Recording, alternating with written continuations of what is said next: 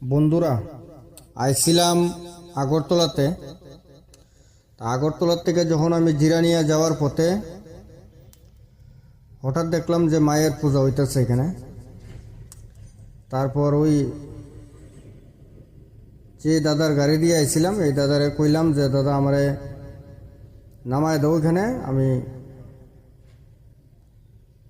মাকে দেখতে হবে। আইসি যখন তারপরে গেলাম,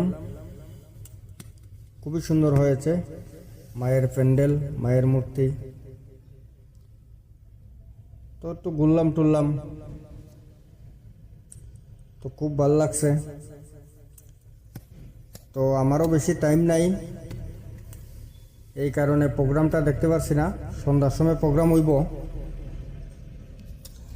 কিন্তু প্রোগ্রামে তো থাকতে পারতাম না সময়ের কারণে, সময় খুব শর্ট। নাহলে খুবই ইচ্ছা ছিল যে প্রোগ্রামটা দেখতে আই। আর বাইরের থেকে শুনছি শিল্পী এখানে আইব। তো আমি এক দাদা জিজ্ঞেস করছিলাম শিল্পীর কথা, নামটা জানি কি কইছিল, আমি ভুলে গেছি গা।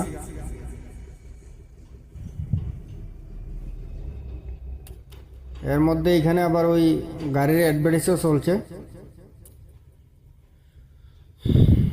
তো ঘুরে টুরে দেখলাম, খুবই ভালো লাগলো।